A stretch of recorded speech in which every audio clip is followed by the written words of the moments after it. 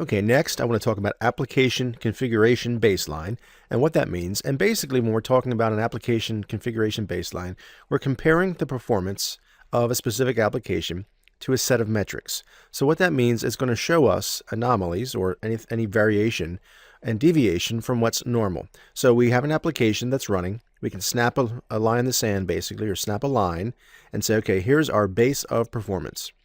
Then as we make changes to our code, we add patches, we add whatever the case might be, more users, whatever environment variables we can throw at it. As we do that, we can then go back and say, okay, snap a new line or check our existing metrics, how it's functioning now after these changes have been made, and compare that to that baseline that we set a week ago, a month ago, or however long, and compare. And that way we can tell, is this application functioning as it should? Is it within tolerance, our response times, and so on and so forth?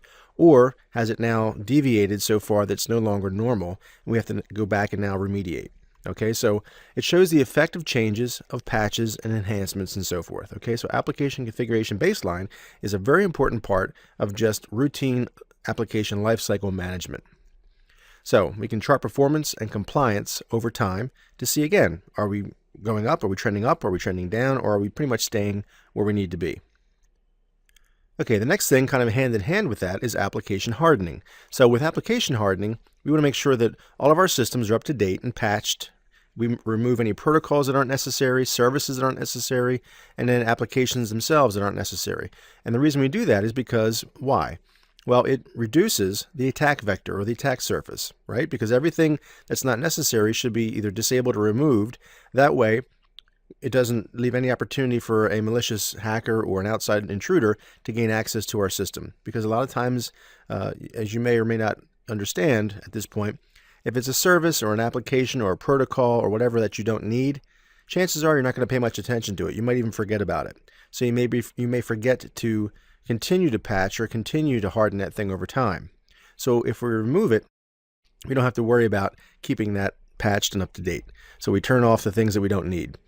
Also, we need to make sure that we remove or disable any unnecessary accounts. Again, very important. We don't want to leave things out there for someone to mess around with and try to gain access. If we have dummy accounts or accounts that are no longer necessary, or perhaps people that left the company weeks or months or years ago, if no one's actually using that account, get rid of it or disable it.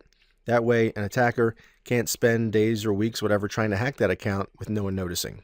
If it's someone's account that's active and someone's actively trying to hack that account, and every half an hour or an hour they lock their account out, well, someone's going to notice that. Okay, so it's a little bit more difficult to hack into an account like that.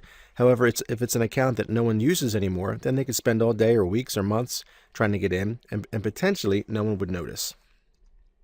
And then we want to deploy system images with standard security settings enabled. So by doing it via an image process, we can ensure all of our deployed systems have a standard baseline of security and hardening. So that way all of our systems start off with the same state. All right, so basically that means we have a server. We configure it the way we want. We harden it the way we want. We remove protocols. We remove applications and so on and so forth. Okay, and we may make a separate image for each specific area of our company, right? HR versus R&D versus accounting versus, the IT folks. They may all have different images that have different security requirements. But we're going to image that system.